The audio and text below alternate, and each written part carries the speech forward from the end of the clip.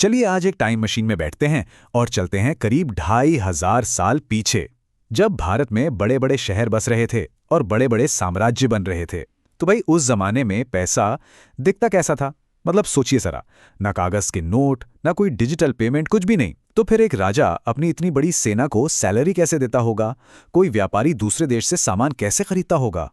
इसका जवाब छिपा है धातु के इन छोटे छोटे बेढंगे टुकड़ों में।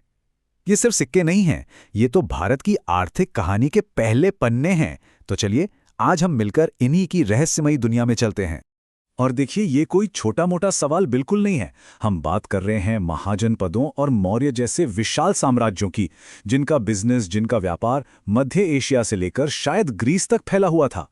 अब इतनी बड़ी इकोनॉमी को चलाने के लिए एक भरोसेमंद करेंसी तो चाहिए ही थी। तो वो करेंसी थी क्या? जवाब जितना सिंपल है उतना ही कमाल का भी। ये सब कुछ मुमकिन हुआ चांदी के इन छोटे छोटे बिना किसी शेप के टुकड़ों से। इन पर किसी राजा का चेहरा नहीं था, बस कुछ अजीब से निशान बने होते थे। और इतिहास में इन्हीं को आहत सिक्के या पंच मार्क्ड कॉइन्स के नाम से जाना गया, यानी भारत की पहली ऑफिशियल करेंसी। तो चलिए अब एक जासूस की तरह इस प्राचीन आर्थिक रहस्य की एक एक परत खोलते हैं। ये सिक्के हमें सीधे उस दौर में ले जाते हैं जब भारत में पहली बार बड़े शहर बन रहे थे, जब महाजनपद आपस में सत्ता के लिए लड़ रहे थे और जब मौर्य साम्राज्य अपनी नींव रख रहा था। ये सिर्फ पैसा नहीं, ये उस पूरे युग के गवाह हैं। तो ये आहत सिक्के हैं क्या भला? नाम बड़ा अजीब है ना। देखिए, आहत का मतलब होता है चोट पहुंचाना। जरा सोचिए, एक सुनार है, उसके हाथ में हथौड़ी है और वो चांदी के टुकड़े पर जोर से ठक, एक निशान बन गया। बस यही थी पूरी टेक्नोलॉजी। धातु के टुकड़ों पर ठप्पों से पंच करके निशान बनाए जाते थे। इसीलिए तो इन्हें कहते हैं पंच मार्क्ड सिक्के। और हाँ, जो लोग एग्जाम की तैयारी कर रहे हैं वो इस बात पर निशान लगा लें, ये ज्यादातर चांदी के बने होते थे। ये सवाल सीधा आता है। अब ये स्लाइड तो एक तरह से क्राइम सीन इन्वेस्टिगेशन रिपोर्ट जैसी है, जहां हर चीज एक सुराग है। देखिए, पहला सुराग, इनका कोई फिक्स आकार नहीं था, कोई गोल, कोई चौकोर, जैसा मन किया काट दिया। दूसरा, निशान सिर्फ एक तरफ होते थे, दूसरी तरफ से ये एकदम प्लेन थे। तीसरा, और ये बहुत ही इंटरेस्टिंग है, इनका वजन रत्ती नाम के एक बीज से तौला जाता था, जो होता था करीब 0.11 ग्राम। मतलब वजन का स्टैंडर्ड भी प्रकृति से ही लिया गया था। और सबसे बड़ा सबूत, महान ग्रामेरियन पाणिनि ने अपनी किताब अष्टाध्यायी में इनका जिक्र किया है। ये सारे पॉइंट्स सीधे सीधे प्रीलिम्स में स्टेटमेंट बेस्ड क्वेश्चन बन सकते हैं, ध्यान रखिएगा। तो अब सवाल उठता है कि इन सिक्कों पर ये जो निशान बने हैं, सूरज, बैल, पहिया, इनका मतलब क्या था? क्या ये सिर्फ डिजाइन थे या किसी राजा का कोई सीक्रेट कोड?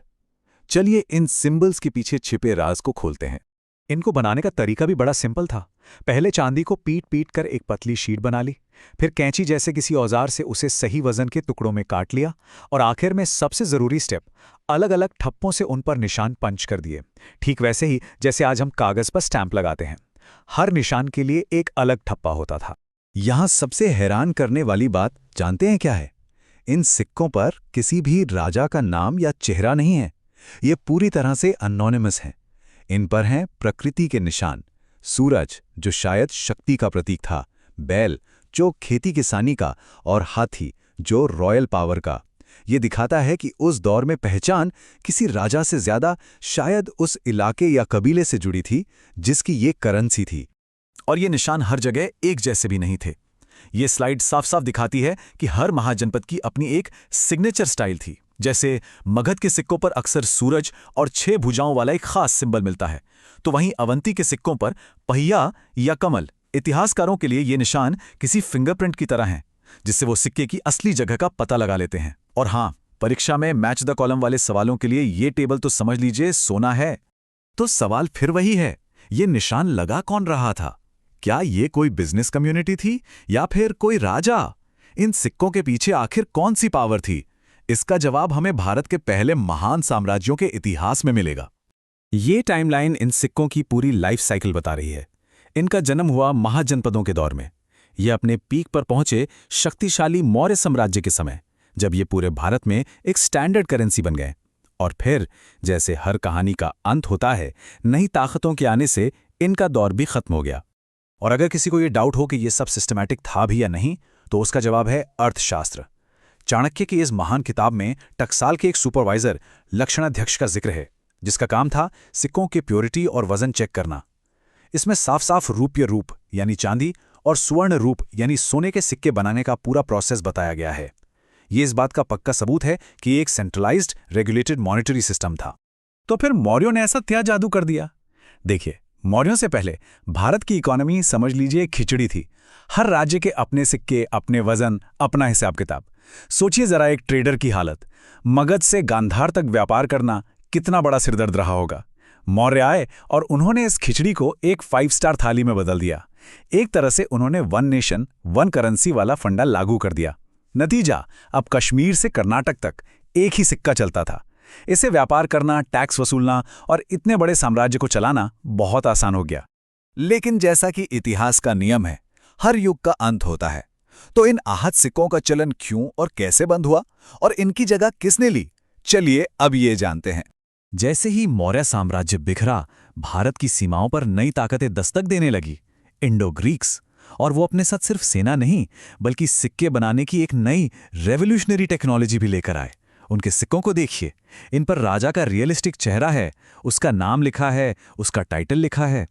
इन गुमनाम सिक्कों के सामने ये नए सिक्के एक ऐलान थे, मैं राजा हूं और ये मेरी करेंसी है। और बस इसी के साथ आहत सिक्कों का युग खत्म हो गया। तो हमने इतिहास की जासूसी तो कर ली। अब सबसे जरूरी काम इस जानकारी का इस्तेमाल करके एग्जाम के कोड को क्रैक करते हैं। चलिए देखते हैं कि इस टॉपिक से यूपीएससी और दूसरे एग्जाम्स में कैसे सवाल आ सकते हैं। ये एक बहुत ही बेसिक और सबसे इंपॉर्टेंट सवाल है जो अक्सर पूछा जाता है। जरा सोचिए, इसका जवाब क्या हो सकता है? जी हां, बिल्कुल सही जवाब है चांदी। जैसा कि हमने इस विश्लेषण की शुरुआत में ही बात की थी, चांदी ही इन सिक्कों की मुख्य धातु थी। ये सवाल सीधा सीधा इन सिक्कों के पॉलिटिकल कनेक्शन से जुड़ा है। किस बड़े साम्राज्य ने इन्हें बड़े पैमाने पर चलाया? सही जवाब है मौर्य वंश। यहां एक बात पे कंफ्यूज नहीं होना है। शुरुआत भले ही महाजनपदों ने की, लेकिन इन्हें स्टैंडर्डाइज करके पूरे साम्राज्य में एक कॉमन करेंसी के तौर पर मौर्यों ने ही चलाया। इसीलिए बड़े पैमाने पर जारी करने का क्रेडिट मौर्यों को ही जाता है। अब सिर्फ फैक्ट्स की नहीं, बल्कि कॉन्सेप्ट की बात करते हैं। ये एक मेंस लेवल का सवाल है जहां रटने से काम नहीं चलता, एनालिसिस करना पड़ता है। सवाल है कि प्राचीन भारतीय आर्थिक इतिहास में इन सिक्कों की इंपॉर्टेंस क्या थी? एक बेहतरीन मेंस आंसर लिखने के लिए इन पॉइंट्स का इस्तेमाल किया जा सकता है।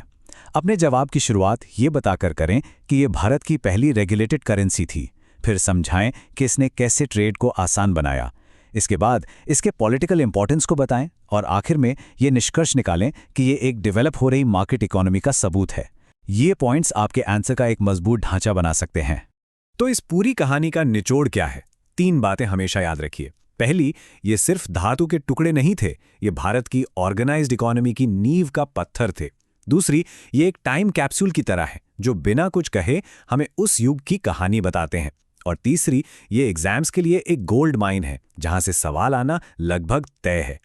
और अंत में बस एक सवाल, अगर सदियों पहले चांदी के ये बेढंगे से टुकड़े एक महान साम्राज्य की इकोनॉमी का आधार बन सकते थे, तो आज की हमारी मॉडर्न करेंसी, हमारे नोट और डिजिटल मनी, हमारी सभ्यता और हमारी वैल्यूज के बारे में आने वाले कल को क्या बताएंगे? इस सवाल पर सोचिएगा जरूर।